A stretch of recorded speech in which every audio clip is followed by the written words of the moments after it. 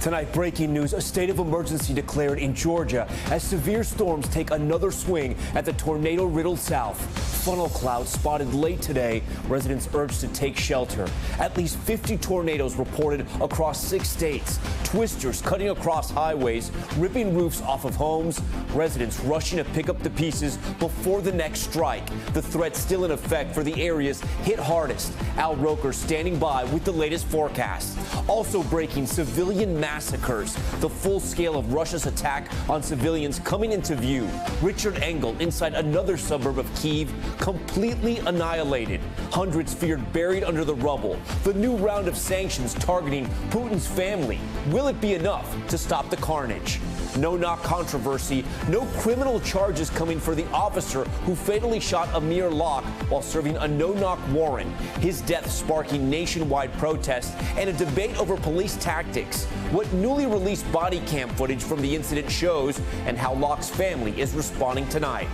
Missing mom, the Indiana woman going missing on her way to a girls' night out. Her car and bloodied clothes just recovered. The mysterious phone call her mom is now getting. Plus, deadly fuel protests, violent clashes with police in Peru, sparked by skyrocketing gas and food prices. Why a national curfew only escalated tensions. And none kidnapped. The beloved Catholic sister taken at gunpoint in Western Africa. The urgent effort now underway to bring her back to safety. Top story starts right now.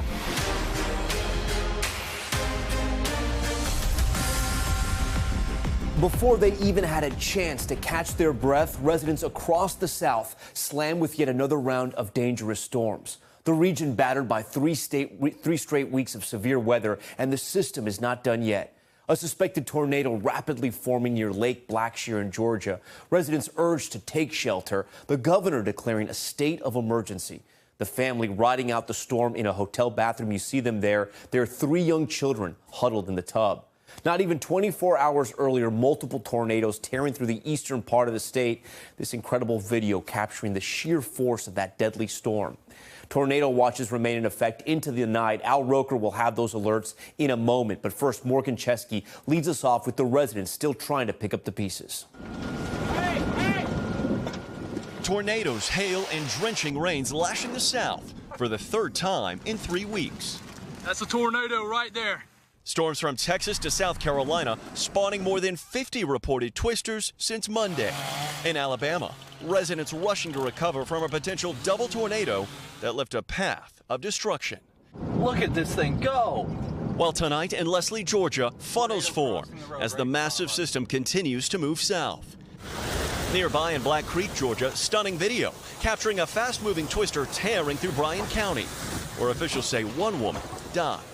The outbreak of storms so intense, Lord help the ones that are... it prompted a rare tornado emergency in South Carolina. Hits you in the gut. Ronald Scott still can't believe it. The twister threw his garage into the woods, left his vehicles untouched, but shredded his entire home. Have you thought about what if you were inside there? So there's no telling where it would have slung me to. So I doubt if I don't, no way I could have made it if I was in there. Now, as storms intensify across the southeast, millions bracing for what could be another uneasy night. All right, Morgan joins us now from Allendale, South Carolina. Morgan, we can see that damage all around you. You mentioned how rare it is that these tornado emergencies are issued in South Carolina. That state is used to hurricanes and big storms. Was there any prep for this? And maybe more importantly, was there anywhere to shelter? Yeah, Tom, people knew that severe weather was headed this direction. And keep in mind, when a tornado emergency is issued anywhere, it is very rare because officials are essentially saying a tornado is imminent, seek shelter immediately. And fortunately, a very quick story. The woman who was living in this area took shelter inside her very car, Tom, right under the steering wheel. And that's where she rode out this incredibly powerful tornado. We were told that neighbors came to check on her. They found her home shredded and scattered in the trees behind me. They were able to locate her in that car, get her out safely. Tonight, she's recovering in a nearby hospital, but is expected to make a full recovery. Glad she's doing better, but it speaks to how desperate these people were. Morgan, thank you. Now, 26 million people could be impacted by severe storms, and tornado watches have been issued across portions of the southeast. For more on the forecast and what we can expect heading into tonight, I want to bring in Al Roker again here on Top Story. Al, what are you watching right now? Well, I'll tell you, Tom, what's concerning is we've seen an expansion of the tornado watches. We now have watches out for parts of Tennessee. We've got also watches for central Atlanta on into the southeast and parts of South Carolina. And we're watching tornado warnings pop up and down, so it's going to be a very vigorous night tonight. 26 million people at risk from Knoxville to Atlanta, Macon, Montgomery, Charleston, Jacksonville. Damaging wind, tornadoes likely tonight. 12 million people at risk tomorrow as the system moves off from Norfolk all the way down to Fort Myers. Tornado risk low, but still strong winds and hail and heavy rain. Overnight, these storms push off the southeast coast, move up into the northeast as well with this slow-moving low-pressure system. Areas of flooding possible for New England tomorrow, and that severe risk continues for the coastal areas of the mid-Atlantic. Heaviest rain is going to be situated and concentrated into the northeast in New England. 2 to 3 inches possible the way it's looking right now. And, Tom, we're not done yet. We've also got a risk of fire. We're talking fire out west. We're anywhere from Lamar down to Childress, Abilene and Midland, Dallas as well. Active wildfires going on. And the bad news is, Tom, the models continue to suggest that we're going to be looking at this again, severe weather, starting on Monday next week. Busy in several parts of the country tonight. All right, Al, thank you for that. Now on to the continued devastation in Ukraine. Russian troops sweeping in, executing civilians and ravaging buildings. Rescue workers there not looking for survivors, but bodies. And today, Biden imposed new sanctions on Russia in an effort to wipe out Russia's economic gains. Richard Engel is on the ground in Borodyanka, where more atrocities may be hiding. Their destroyed tanks are all that remains of Russia's occupation of the town of Borodyanka outside Kyiv. And the holes in the skyline, yawning gaps in rows of apartment buildings.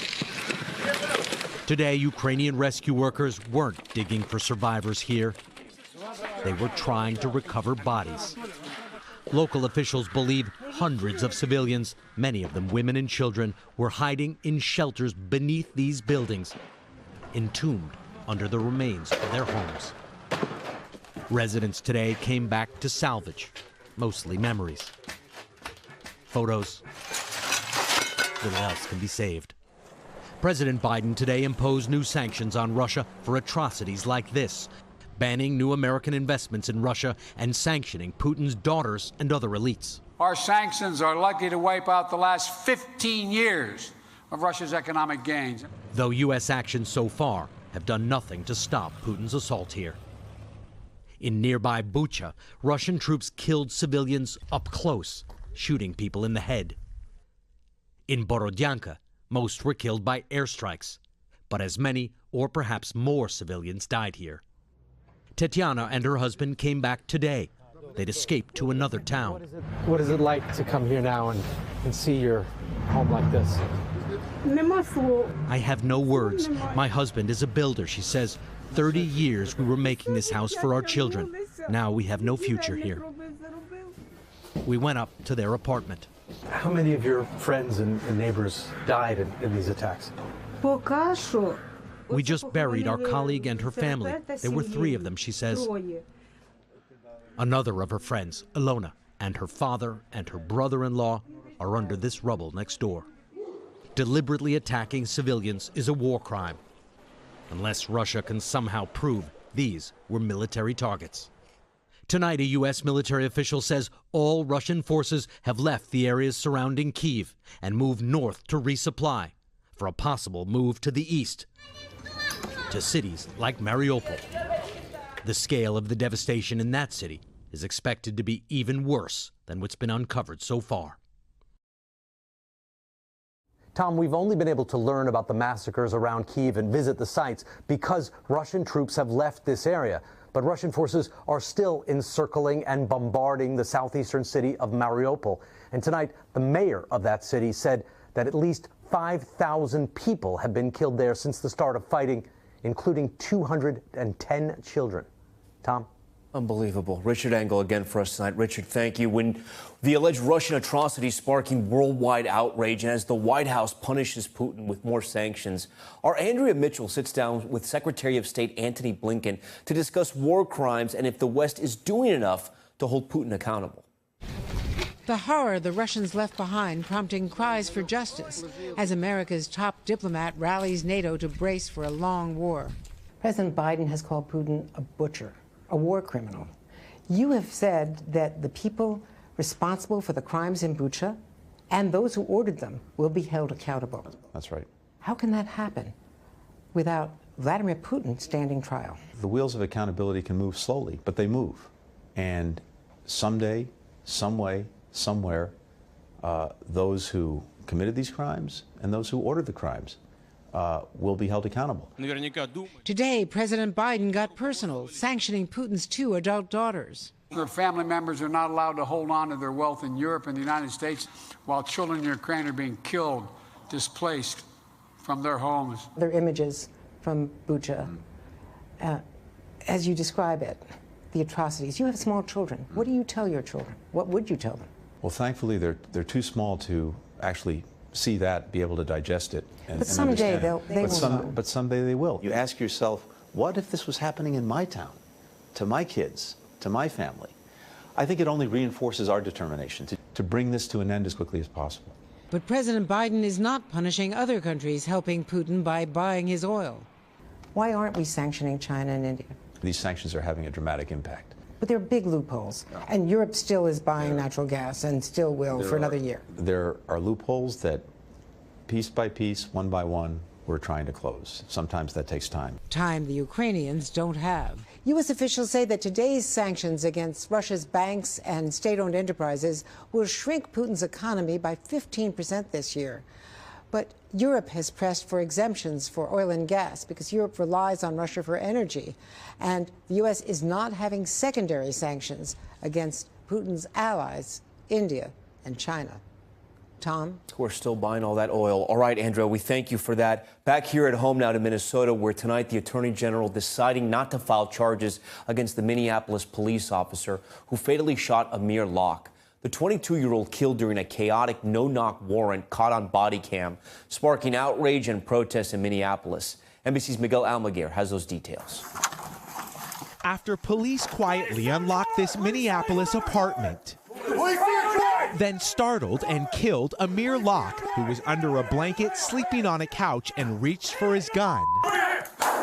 Today, state officials announced the officer who fired his weapon, Mark Hanneman, will face no criminal charges. To charge a case like this would simply be wrong.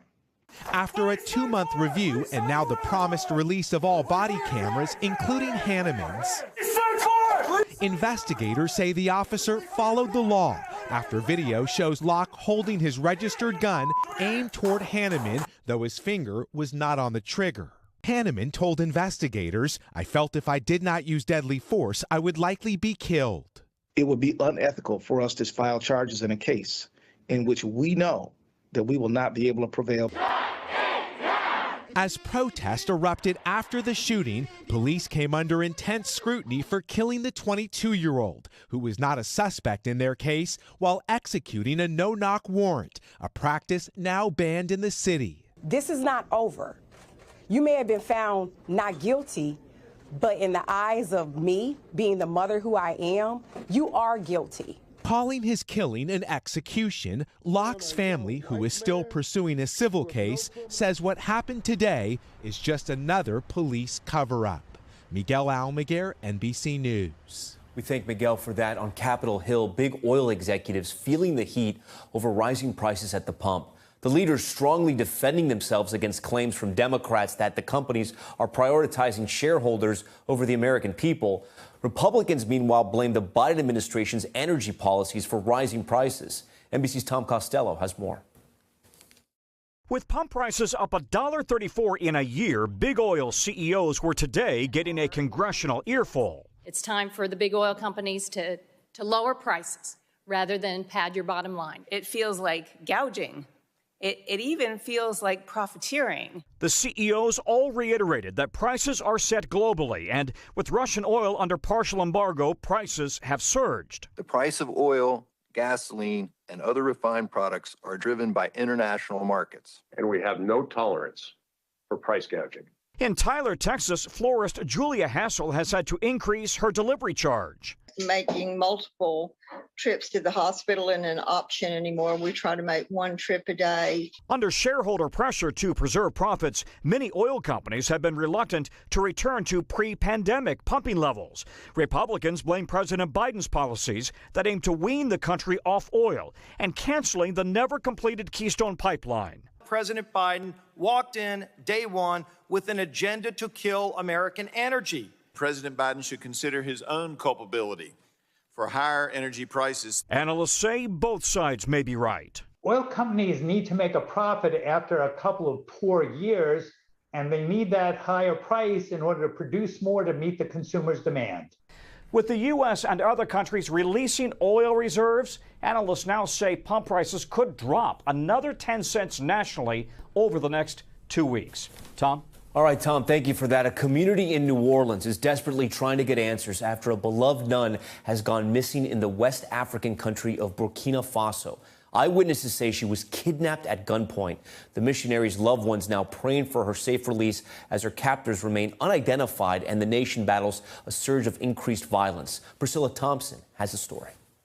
Tonight, a violent kidnapping an ocean away, sending shockwaves through New Orleans. I find myself this evening just sitting here wondering, where is she? What are they doing to her? How is she feeling? Friends of Sister Sue Ellen Tennyson pleading for her safe return, including longtime New Orleans anchor Karen Swinson. This community is hurting, and this community is praying really hard for her rescue. The Archdiocese of New Orleans saying the 83-year-old nun was taken at gunpoint from a parish in Burkina Faso overnight Monday. Sister Anne LaCour, a leader in Sue Ellen's congregation, learned of the kidnapping when she got a call from two nuns who survived the attack. There was a lot of fear in their voices. They knew that the kidnappers had guns. They went from the kitchen to each one of the bedrooms where the sisters are. But the only one that was kidnapped was Sister Sue Ellen. We suspect they were looking for money and medicine. Sue Ellen had served in New Orleans since 1956. In 2014, that call to serve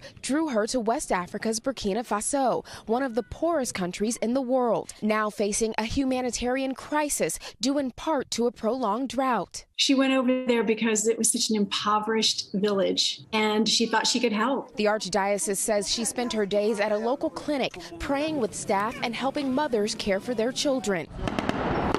The West African nation has been plagued by increasing violence in recent years, with people fleeing in record numbers. Insurgent groups linked to al-Qaeda and the Islamic State have killed thousands and displaced more than 1.7 million people. In January, Burkina Faso's president was ousted in a military coup, the fifth government takeover in the region in just the last 2 years. As violence and instability in the area grew, so too did the worries of Sue Ellen's friends. I was so concerned about her. I kept asking her, do you feel safe? And she kept saying, yes, she did, that, the issues were further away. But I don't think she would have ever left under any circumstances because she felt called to help the people of Burkina Faso. A call to serve that her friends say likely endures, even amid despair. I have no doubt that she has already forgiven her captors. The State Department says they're working diligently to verify the kidnapping, as some seek help from a higher power. Sue Ellen is in God's hands. All right, Priscilla joins us now live on set. Priscilla, I know you have some new reporting tonight. Yeah, a congregational leader is now saying that there were 10 men who entered that compound while Sue Ellen and those other nuns were sleeping. They believe that she may have been taken because she was the only American nun there. And church officials are in touch with both the State Department and the embassy there, though no word yet on who may have been behind this horrific kidnapping. All right, we hope she's okay, Priscilla. We thank you for that. For more on this investigation and the search and how could she be brought home, I want to bring in NBC News terrorism analyst and former hostage negotiator Jim Kavanaugh. Jim, thanks for joining Top Story tonight. The State Department says it's still working to verify the kidnapping. If you were at the State Department right now, what's the first thing you'd be doing? Well, I'd be having the special agents at the embassy. That's the State Department Bureau of Diplomatic Security. Their top agents, they have a regional security officer who's their top agent on scene, trying to communicate or locate the sister, communicate with the kidnappers or locate the kidnappers. That's the first thing you want to do. And those State Department agents are very good. They're special agents, they're law enforcement agents. I've worked with them, I've trained with them, they're very good. They also will get resources from the FBI and the intelligence community to try to locate the sister. She's gone 48 hours now. I mean, if it's members of the Islamic State, of course, it ratchets up the danger because, of their, fervent terrorism, hatred and murder. But, there's some light here. Tom, they did not execute anybody at the scene. They could have executed those other nuns. They did not. Jim, but I do want to get your take on Priscilla's new reporting that she just broke tonight, saying that a congregational leader is now saying there were 10 men who raided the house where Sister Sue Ellen and several other nuns were sleeping. She says Sue Ellen was the only nun that was taken, the only person that was taken, the only woman, I should say, because she was possibly American. Does that lead you to believe that she was definitely targeted then? Well, it sounds like it. If it was the Islamic State, if their purpose was terror plus robbery and monetary gain, they would want to hold an American. The only saving grace, they didn't massacre anyone there. No one was killed on the scene. They absconded with her. One thing going for her is her whole milieu of kindness and grace and humility and her age. Because one thing with kidnappers is if you are dehumanized, your hands are tied behind your back, there's a shirt over your head. Look at Ukraine, what the Russian soldiers do to those they kill. They tie their hands, they put a blindfold or pull a shirt over the head, and they shoot them. If you're dehumanized, it's easier to kill you. If you're humanized, even though you're a terrorist, it's a little bit harder. And her gentle demeanor is not going to be a threat to them. She's 83. They're not going to see her as a large man of military age. So she has some things going for her there where Jim, she may be able to stay alive. And they have a reason they want her, Tom. So we need to find out what that is. That being said, though, you keep saying this. I mean, she's 83 years old, right? Our reporting is that she was taken without her medicine, her glasses, her phone. You said it's been 48 hours. How much time do we have here? Yeah, well, time's short, but I think those are bad things, no medicine and glasses. But her most danger comes from the hostage takers themselves, because they can execute her at a moment's notice or if authorities moved in. So she's in grave danger. But, of course, these things turn on a dime. Somebody could find her walking down a street somewhere. We just don't know. The State Department, the Bureau of Diplomatic Security, the special agents, they have to locate her or communicate with the hostage takers, even by making public pleas to communicate. They need to get some dialogue going. What do you want? What's the purpose of this? We need to start a dialogue. And then negotiators can work to try to free her. But if we don't get to that point, it's still all up in the air. I think that's what they've been feverishly working on, Tom, over the last 48 hours. Locate and communicate. A lot of people in New Orleans watching this and praying for her. Jim Kavanaugh, we always appreciate your analysis here on Top Story. Thank you. Still ahead tonight, the new details emerging about that deadly shooting in Sacramento. 6 people killed and a dozen more injured. Why authorities now believe it was gang-related, and what we're learning about one of the suspects' criminal past, the new video we're going to show you, plus the desperate search for a missing Indiana woman, the troubling phone calls her mother says she's now receiving, and the NFL's legal battle, why 6 states are now threatening to sue the league. Top Story, just getting started on this Wednesday night.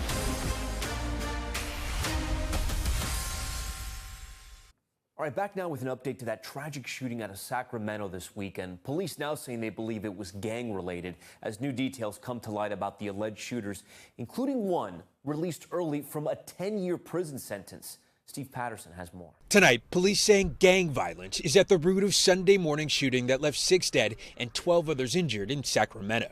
In a statement today, authorities saying evidence shows at least 5 shooters fired guns during the altercation, which they believe took place between at least 2 groups of men. I have some very serious questions about why the alleged perpetrators, and it is an allegation, were out on the streets. Now, Sacramento police saying it's, quote, increasingly clear that gang violence is at the center of this tragedy. While I can't get into the specifics of the gangs involved, and the gang membership of the individuals, we would like to confirm that this shooting was gang-related. Two of the alleged shooters, brothers with lengthy criminal records, Smiley and Dondre Martin. Video obtained by NBC affiliate KCRA that they say was posted to Instagram stories just hours before the shooting appears to show the brothers brandishing what look like guns. With them also holding an apparent firearm, Joshua Hoy Lucchesi, one of the eventual victims. Asked about the video, the Sacramento Police Department confirmed to KCRA it was part of their investigation. Determining the exact involvement of every involved party, including some of our victims, as well as the arrested suspects already, is a primary focus for our investigators. 27-year-old Smiley Martin remains hospitalized according to police. He was among those wounded at the scene. His younger brother, Dondre, the suspect initially arrested, made his first court appearance on Tuesday and did not enter a plea. NBC reached out to his attorney, Linda Parisi, but has not heard back. It's unknown if Smiley had retained legal counsel. The Martin brothers' criminal histories have continued to draw scrutiny. A year ago, Smiley was around halfway through a 10-year sentence when he was up for parole, a decision experts say is not uncommon due to prison overcrowding. Getting a 10-year sentence might be on paper in the courtroom, but in actuality, there are many cases where the person will actually only serve 5 years of real-time custody. The Sacramento District Attorney's Office last year urged the state parole board to deny Smiley's request for an early release. Their letter, listing his prior convictions of owning an assault weapon, theft, and pleading guilty to 2 felony assault charges as reasons he shouldn't be released. Writing, quote, Martin has committed several felony violations and clearly has little regard for human life and the law. Smiley was released on probation in February. It's not like they got only one bad letter and overlooked it and release this individual. They get these letters from DA's offices, and then they have to make the tough call. Police say once Smiley is well enough to leave the hospital, he'll be booked into jail on suspicion of possession of a firearm by a prohibited person and possession of a machine gun. All right, Steve Patterson joins us now live. Steve, a lot of good reporting there. First off, it's incredible Smiley Martin was let go when all these law enforcement officials were asking that he be kept behind bars. We know he has a long criminal history, but his younger brother, you also mentioned, Dondre, he has a past. What do we know about that? Tom, the younger brother, no stranger to the justice system as well. Records show a 2014 domestic violence conviction with court documents saying Martin inflicted bodily injury resulting in a traumatic condition to a spouse. Years after that, he was convicted for multiple felonies while violating probation and then did a stint in an Arizona prison. And then there's the third suspect, Davion Dawson. He was arrested yesterday. What have police said about his connection to the shooting? So Dawson was arrested on a gun possession charge because he was seen carrying a firearm during the shooting. He has not been charged with any crimes directly related to the shooting because at this time, detectives don't believe that the weapon he had on him was used. Tom? Steve Patterson with a lot of new reporting tonight. Steve, we thank you for that. Next, to the desperate search for a young mother. The 23-year-old vanishing on her way to a girls' night out, but her bloody clothes and bracelet found inside her totaled SUV. So what's going on here? Ron Allen has more. Tonight, the search continues for 23-year-old Ariana Taylor in Gary, Indiana. Her mother suspects foul play, telling NBC Chicago she's getting harassing phone calls and messages about her missing daughter. Whoever is holding my baby hostage, release her. At least try to break away. Release her because it's not doing y'all no good. Last heard from late on Saturday, according to Gary police, on her way to a girls' night out. Taylor was reported missing Sunday. Her totaled SUV found off an embankment on the I-65 that same day. While there was no sign of Taylor, her wallet, or keys near the crash, family members also telling NBC Chicago there were bloody clothes and a bracelet belonging to her at the scene. Gary police don't believe anyone else was in the car with Taylor, but say it's likely she was speeding at the time of the crash. They've contacted local hospitals with no luck on a match yet. If she's in a ditch, if she's on a railroad track, if she's in a pond, if she's in someone's home, if they're taking care of her, we just want her to find her and make sure she's okay. Police dispatched K-9, helicopter, ATVs, and dive teams in hopes of tracking Taylor down. And the community's been participating in the search for days now. Time is of the essence. And the reason for that is when our search grid, maybe within a few miles, within 24 hours, that expands considerably because how far a person can travel within 48 hours, 72 hours, within 72 hours or more, potentially she could be anywhere in the world. The father of Taylor's 4-year-old son is taking the lead coordinating the search and is concerned about their son. He always look at pictures and just say he knows his mom. And I know after a while he's just going to be wondering, where is she? Gary police do not have an update on the case and say the investigation is ongoing. At this point, just tell me where my daughter is. Tell me where Ariana Taylor is. Ron Allen, NBC News. All right, when we come back, the deadly shooting in South Carolina, a gunman opening fire at a manufacturing plant where he worked. What we're learning about the former employee's history. Stay with us.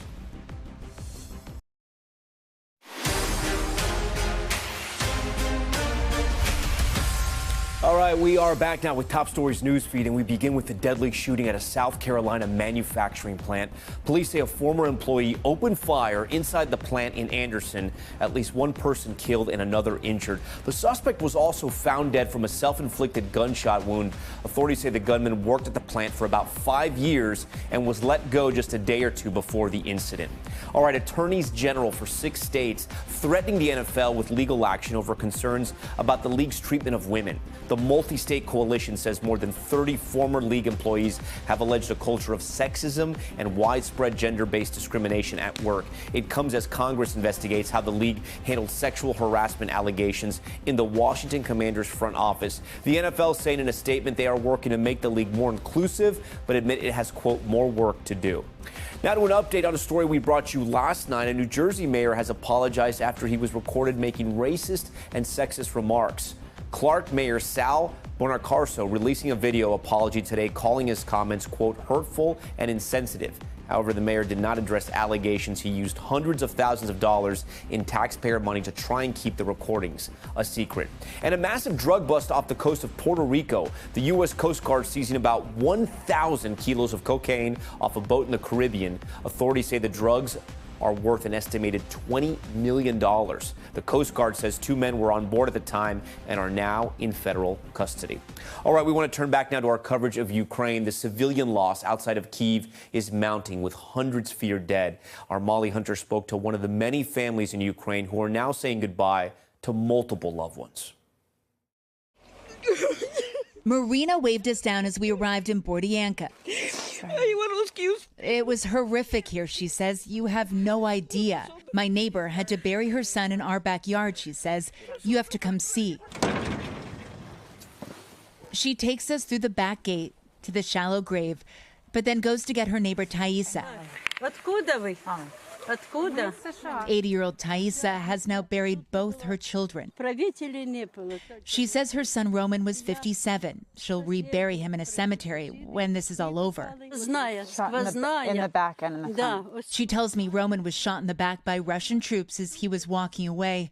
The next morning, he was dead. The Russians are liars, she says. They're all liars. Her grandson Dmitro comes over. He returned. I came back, he's already dead. But it was too late. How did you find out that your father had died? When I go here. So you came back expecting to see him? Yes, yes. He's angry. It's bull. All they're saying is bull. Heading east to fight for his father.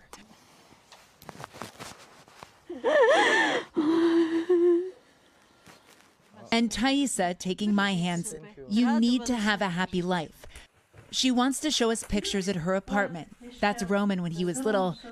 What was he like? He was smart, she says. He spoke English. He brought me tulips on my birthday.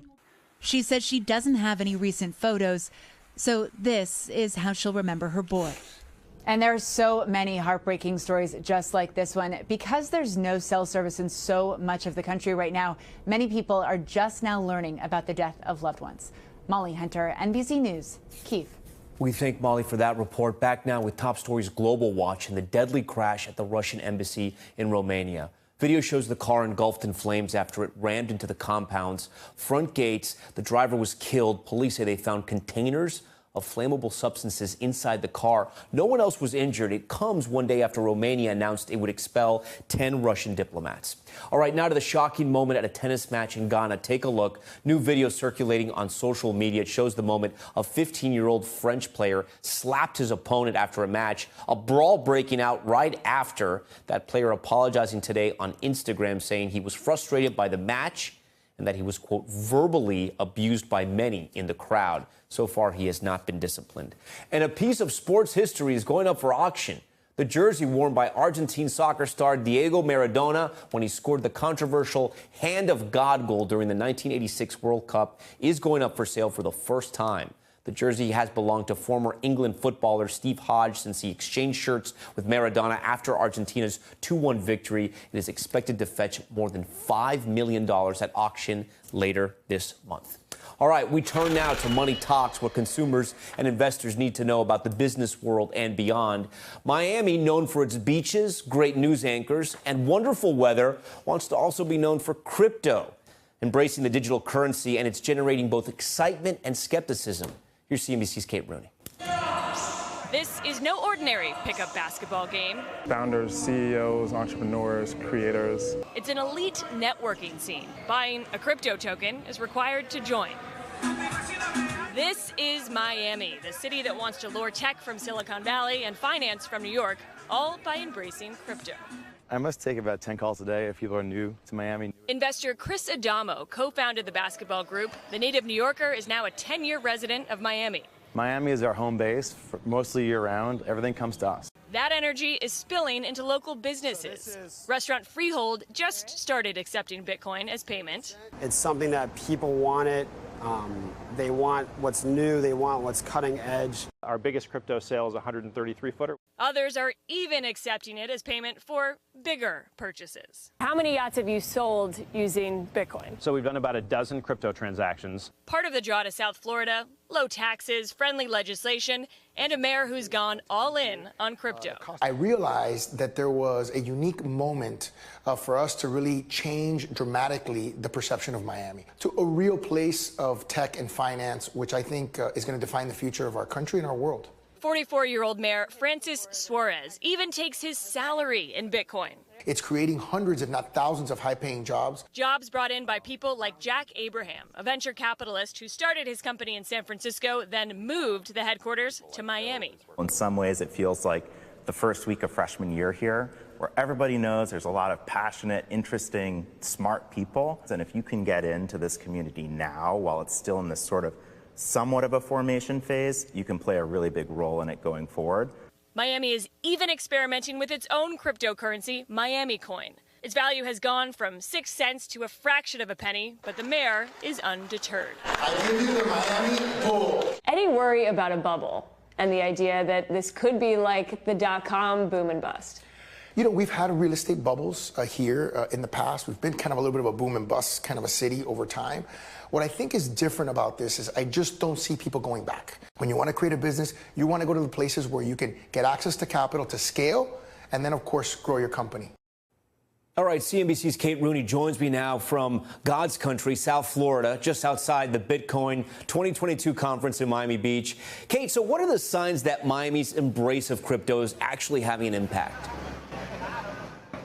Yeah, so Tom, if you follow the money, we've got one analysis that shows investment in Miami area crypto startups jumped from $6 million back in 2020 to $745 million last year. That is still a ways off from the Bay Area and New York, but the growth here right now is undeniable. So the investments are clearly there, but talk to me about the concrete examples the mayor can point to show turning his city into a crypto capital is not only good for investors, it's actually good for his residents as well. That's right. Well, certainly a good thing for tech investors, but Mayor Suarez would argue they're investing in the university system to really let people transition into this new tech economy. And he says a lot of the jobs here that have to do with tech or crypto aren't necessarily tech jobs. Every company needs a marketer. They might need an accountant or a lawyer. So they need a variety of things, and they're expanding capacity as well when it comes to zoning. He pointed to cities like New York, like San Francisco, that have caps on their zoning. Mayor Suarez argues that Miami at this point can still grow 10x. He says that should keep housing prices lower, but that still is very much an issue here in Miami. He talked about places like Austin. He called it an American issue, not just a Miami issue, but absolutely one of the side effects of the tech crowd moving to Miami. All right, Kate Rooney for us tonight. Kate, thank you for that. Now to the growing fears of a major recession as prices skyrocket on everything from gas to groceries. Many are now bracing for a new economic reality and changing the way they spend. NBC business and tech correspondent Jolene Kent is in Los Angeles with more. Shoppers are pinching pennies as inflation continues to soar and fears of a recession are on the rise. According to new data, consumers are buying more generic store brands for the first time in almost 2 years, choosing cheaper versions of cooking oil, eggs, sugar, toilet paper, and baby formula. And shoppers are purchasing smaller amounts of products like cereal and cleaning supplies as inflation remains at a 40-year high. Families are making cuts to afford those rising grocery and gas bills. We never eat out anymore. That's the other. We used to eat out like once a week or something, and we hardly ever do that anymore. At Jim Dandy's, a restaurant in Rutherford, New Jersey, owner Brian Flynn is feeling the pain. The way the food costs are running out of control, the labor shortage, it's really unprecedented. He says he's hiked prices 4 times due to the rising cost of labor, frying oil, and chicken, but still loses money on every plate of chicken fingers. I should charge $21 for 5 chicken fingers and fries. I don't. I charge $13.95. With inflation sky high, Goldman Sachs now puts the odds of a recession at 38% in the next 2 years. Last week, changes in the bond market signaled a possible economic slowdown. Recessions usually trigger widespread job cuts and unemployment, but Federal Reserve Chair Jerome Powell says he's trying to prevent that by raising interest rates gradually this year. For the consumers out there who are worried about their jobs and a possible recession, what do you say to that? Well, I say that our intention is to bring inflation back down to 2% while still sustaining a strong labor market, and that the economy is very strong. By raising those interest rates slowly, the Fed is hoping to cool off consumer spending without triggering a recession with layoffs and unemployment. But if you're worried, experts recommend boosting your emergency savings and watching your budget, trimming the fat to deal with these persistent high prices. All right, Jolene Kent for us. Jolene, we appreciate that. Still ahead, we take you to South America for a story we've been following all week. The protests turning deadly in Peru. Demonstrators clashing with police over rising fuel costs. You see the images right here. The president imposing a curfew. Why that move only made things worse. Isa Gutierrez is standing by with her report. Stay with us. All right, we are back now with the Americas. We head to Peru, where protests are turning violent as political tensions flare and gas prices rise. The president ordering a curfew in an effort to calm the protests, but that curfew was met with more violence. The situation growing more dire by the day as inflation is now the highest it's been in nearly 3 decades. NBC's Isa Gutierrez has more. For days, chaos in Peru. Roadblocks on fire as protesters throw rocks and sticks at police. Authorities shooting tear gas into crowds as they march towards the legislative palace in Lima. The growing tension as President Pedro Castillo imposed a curfew Tuesday to quell recent anti-government protests over rising gas and food prices. Hago un llamado a la calma, a la serenidad. La protesta social es un derecho constitucional, pero debe hacerse dentro del marco de la ley. Less than 24 hours later, amid escalating manifestations, that curfew dropped. Lo único que podemos hacer ahorita es unirnos y salir todos adelante. Cansados del mal manejo, cansados de que nos esté gobernando alguien que no sabe gobernar. The government confirming at least 4 people have died, 3 of them over the weekend in the city of Huancayo, inland where protests began. La policía ha manejado con mucho tino para evitar costo social. Sin embargo, se ha producido 3 muertes, pero no por la policía. The outrage over the government's response to protests, another hit for the man who came in promising economic stability and was just elected last June. In less than a year in office, he's already faced 2 impeachments.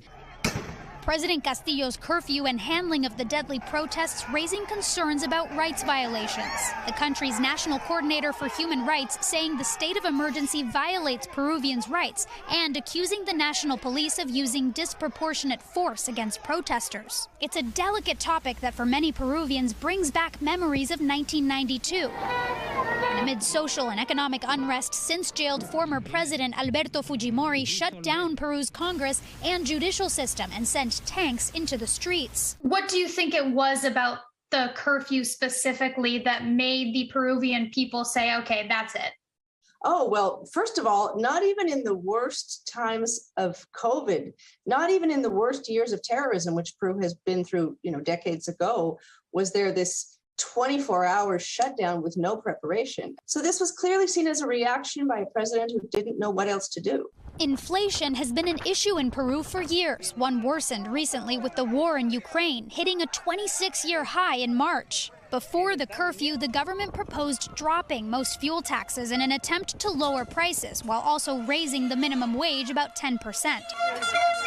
Those protesting saying it's not enough. There had been work stoppages and there had been roadblocks before the curfew, but the reaction has just emboldened those who were protesting. And I really feel that it was a measure that not only is the president surely deeply regretting, but that it may actually be a turning point downward for this government.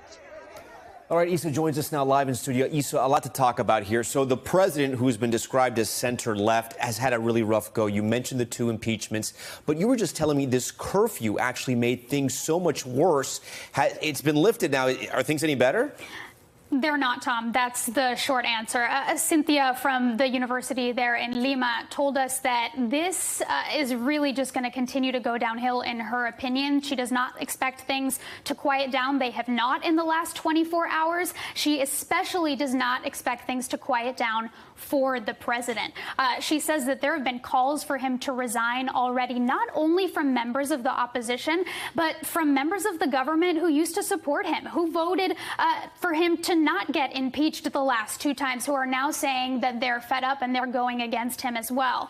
Cynthia said that she suspects this could possibly even end in a 3rd impeachment. That would truly be historic, Tom. Again, that would be the 3rd impeachment in less than a year. He just came into office last summer. So too early to tell right now if that's how this will end up, but we'll be keeping a close eye. Yeah, and impossible to pass any type of agenda. I do want to ask you, I want you to explain to our viewers, you've been trying to get in contact with the Peru government, the government there in Peru, the Peruvian government, and they told you something very interesting today.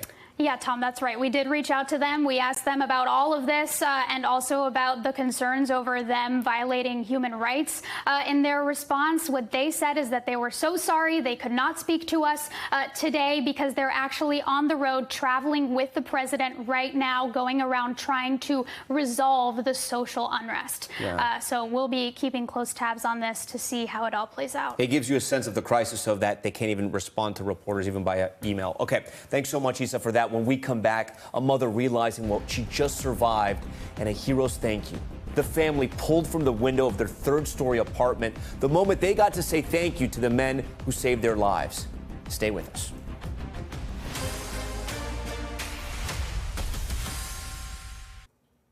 Finally tonight, a hero's thank you. Video capturing the moment firefighters climbed towards a 3rd-floor apartment to save a family of 4.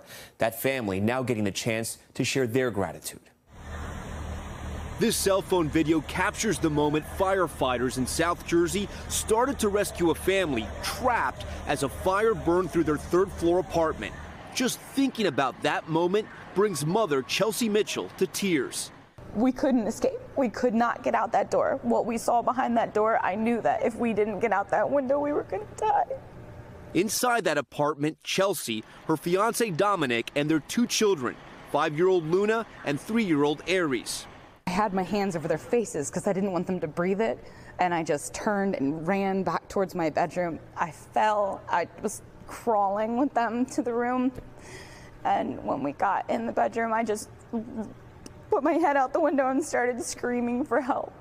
Thankfully, help was quick to arrive. Firefighter Kevin Hall was on duty. And be trained to go and make sure that you do your best and you're ready, because it's not a game. Paul and fellow firefighter Brian Lippincott teamed up on the rescue ladder that night, carrying little Aries and then Luna out of the apartment. Mom and Dad quick to follow. This is why we train and why we drill, so it becomes second nature. So you don't have to spend a lot of time thinking on the inner monologue. You just do it. You just go. The family knows they are lucky to be alive, and this story and rescue doesn't end here. Chelsea wanted to thank those brave firefighters in person, hugging the men who saved her children. Sure, absolutely. But being at that firehouse and seeing the men who helped them took her back to that night and the realization of just how lucky they are. Just knowing how close we were to losing our kids. The Mitchell family so grateful to those firefighters. Thanks for watching Top Story tonight. I'm Tom Llamas in New York. Stay right there. More news on the way.